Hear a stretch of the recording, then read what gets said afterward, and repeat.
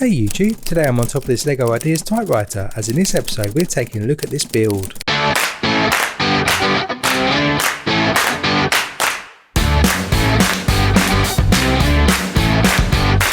Hey guys, and welcome to Brick Talk TV. Terry here, and in today's episode we're taking a look at this LEGO Ideas Typewriter set. That's set number 21327.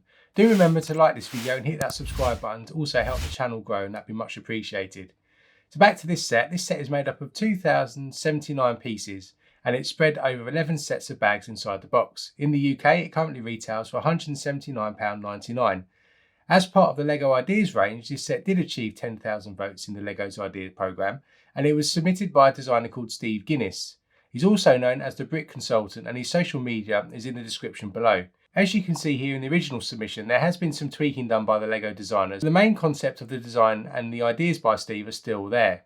I believe they also consulted him on the colour choice, and I think the sand green really does create that sort of vintage feel look for the typewriter. In the build experience, you start off building the key arms before building the main shell of the typewriter. As you progress, you build out the back and the mechanism to move the roller back and forth before finishing off the roller with the ink tapes on top. So let's take a closer look at this set and see the features in more detail. So here's the actual set then in its full glory, and as you can see straight away, the striking obviousness of this set is that it's in sand green, and for a while now people have been looking for more sand green colours, which has obviously inflated the price of the greengrocer modular and other sand green colours in the market. So hopefully with the addition of this new sand green colour coming back into manufacturing, then hopefully the price of those parts will drop, and maybe we'll see a few more people being able to create the greengrocers in their LEGO cities. But apart from that, you also notice that this is a smaller typewriter, so it's not a full-size typewriter. And if you read up the details of this, one of the things you'll notice as to why it's a small typewriter is there's no number keys featured on the front here. It's all just letters at the moment. So that's why they also made it smaller. It's also modelled on a typewriter that was actually in the office of the founder of LEGO, Ole Christensen, and so that they also used parts of that as well as the build that Steve did in order to sort of come up with this particular type of typewriter. Now they did kind of have to make their own typewriter up. They couldn't copy exactly what the LEGO typewriter looked like in the office for Ole Christensen because of the copyright and sort of intellectual property. So they kind of took both designs of Steve and also the original LEGO typewriter, and they kind of came up with a hybrid of both of those to create their own one, so there was no intellectual property issues going on there. So straight away, as I mentioned already, you start building up by building the keys up, and you actually build it on its sides. You start to slot in various rods that are behind here to keep the keys in place. But to start with, you start building the key arms on their own. Then you slot them into a frame, and then you add the letters afterwards. The good thing to know as well about the letters on the front here, in case anybody is worried, is actually they are printed tiles. So there are no stickers to stick on the keys. And in fact, in the whole set, there are only 2 stickers that need to be stuck on. And these can be found, one at the front down here, and then one at the back. And what you'll find on the front one here is that we just got the system. So it's the system in play, the LEGO system in play. And if I rotate it around the back, again here, we've got a metallic sticker that says system in play again. And there's also a serial number here. And then there's letters here that say NGUOYD. And actually that is around never giving up on your dreams is what that stands for. And that's a little touch put in there by Steve Guinness when he was talking to the designers about some details of that. And that's quite synonymous with LEGO Ideas. You'll notice that the designer of the LEGO Designer Ideas usually has some sort of nod to them in some way. We saw that in the Winnie the Pooh set, where there's pictures of the initials of the children written in the bees as they were running around on the picture. You also saw that in things like the Barracuda Bay, where you saw the pub, the San Jose, named after the designer's father. And so you see that little notes to the designer throughout those kind of LEGO sets. And if you're interested in either the Pirates Barracuda Bay, there's a review, so I'll stick a card up here for that.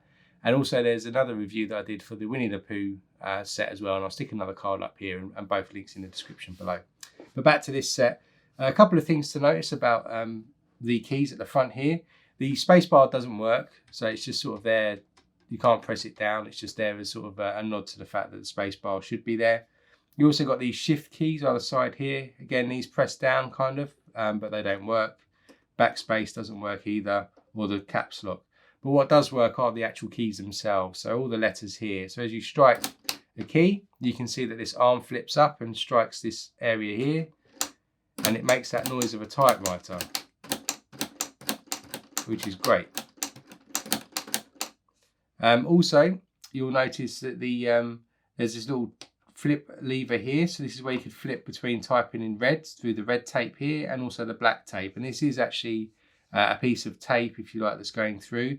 It's the same material as you get for the capes on Lego minifigures, and this doesn't rotate or move. These are just fixed into place here, as you can see demonstrated here. Also, these arms that are striking up here, there's only one that moves. The others are just for show. So there's a sort of slight, not quite accurate in terms of that, because you'd obviously have all the different keys striking depending on which one you hit here. But they've done a great job, and at least in recreating that sound, hopefully you can hear it. It does sound like a typewriter used to sound like. Around the back here, you've got this little lever here, which you'd pull up, so you'd be able to feed some paper into this roller at the back, and this does spin if you rotate this little wheel here. And there are some tyres there, so there's some rubbery grip, so it would actually pull some paper through, and I'll show you in a second what comes in the set. And you can just rest that arm down to secure the page in place, as you would have seen in typical typewriters of this age. You've also got this arm here, which is a little flimsy, and it's kind of put on there with a clip joint, so it does angle up and down, but you sort of keep it in one position. And it does say in the book not to push the arm across here, because it may ping off, so you're asked to push it back over here. And what happens is you pull it back like this, and you can see that the whole roller moves across as you'd expect in a typewriter. And then as you type normally, you can see that the roller does move along as you'd expect. So the mechanism does actually work as a real typewriter, which is a great accomplishment by Lego, I think. And as you go through and do build the insides of this typewriter, you'll be amazed at the complexity involved with some of the Technic pieces that they've used in order to get this sort of mechanism to move across, and also to get that sound that you hear as well as it moves across. I think the only thing missing really on that sound effect is the lack of a bell, which you used to get as you sort of pulled it across. In the old days, it would strike a bell to say that you've gone on to the next carriage return. So that's the kind of detail there. Around the back, as I've already shown you, you've only got a little hint of that sticker there. There's nothing much going on. The sand green continues around here, and you can see some of the mechanism details at the back. And apart from that, the thing is sort of built on its side. There's some rods in places here, as you can see depicted on the side, that help you put the keys in position. And then some of it is pinned in. So as you build this section, it pins into these side panels here, just to create the side elements of the set itself. As I mentioned, also there is some paper included. So what Lego have done is they've provided this sort of flip pad, and inside the flip pad is a typed letter. Now let me turn it around the right way. So that's the front of the notepad, and inside, as you can see, there's a warning about being careful to tear it off. But there is actually sort of an index card here, and it says all the different languages that they've translated the same letter in. So you've got English, American, you've got Arabic, Bulgarian, Chinese. There's various versions of Chinese. Croatian, Czech, Danish, Dutch, English, British, Estonian, Finnish, French, German, Greek. There's loads. There's 43 different languages that are present in here. And if you look at the letter has been written by Thomas Christensen, who's the 4th generation executive chairman, I think, of the Lego group. And inside here, he's got a letter that he's personally written that's been translated and then put into a typeface. So you can actually pull this out, thread it through this mechanism, and it will look like it's being typed by this typewriter. And you've got the date here, and it's just saying that it gives him great pleasure that this has been created by Steve Guinness of Lego Ideas. And he talks about his founder, his great-grandfather, Ole Christensen, who was born in 1891, just after the typewriter was actually invented. And he was just talking about how this sort of communication device has revolutionised the communication industry, and then about technology and how that's taken leaps and bounds, and how this sort of really good to revisit this kind of classic vintage way of talking and communicating with each other. So I won't read it all in total, but that's the gist of the details that are there. So you can change up, you can pull any of these out. They can supply all the different languages, as you can see. And so if you've got a multilingual home, you can happily decide what letter to stick inside and position it inside the typewriter. This is really, because it's part of the adult range, because it is really a display piece. You wouldn't get much playability, similar to the piano, I suppose, although I think the grand piano has a bit more playability than this set does, because once you've kind of pulled this back over and you've typed a few times, that's as good as it kind of gets, really. But it will look really good and striking, I think, in any sort of office environment. So overall, when this set was announced, I really had no interest in buying it. But given the previous fun I had with constructing the Lego Ideas grand piano, I thought this would be a really good way of having another go at looking how technical you can get in terms of building lifelike objects into Lego and see what the Lego system could actually do. So I thought it would be great to see how the Lego team captured the workings of the typewriter in Lego form. And I must say that I have not been disappointed with what they've done in terms of using the Lego system to translate a real life object into a mechanism that works great in Lego. And I think they've done a fantastic job with that.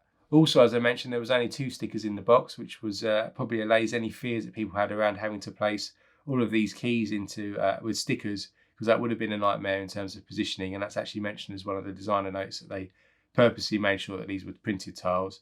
These would also be really great for any mocks that you've got coming up, because you've got the full alphabet here and a few other punctuation marks which you could use to spell out certain signs or to use in certain ways. So there's some great versatility in this set to reuse it and to do some other things. Of course, some additional things that would have been really great to see and would have taken this to the next level would have been things such as a working spacebar or shift key for me. And when typing, sometimes these tiles move around a little bit, so the positioning needs to be repositioned, because probably my fingers are either clammy when I'm typing or I'm doing it, not striking it properly, and sometimes they twist a little bit.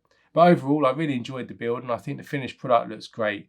And I think it's going to be a great display piece for any office or any Lego collector to add to their collection, as it's something unique and does catch the eye. If you found this review helpful and interesting, please do hit that like button, as it helps our channel grow. And hit that subscribe button with the bell notification turned on to be notified about future Lego idea reviews that we do. And until next time, stay safe, and I'll see you then.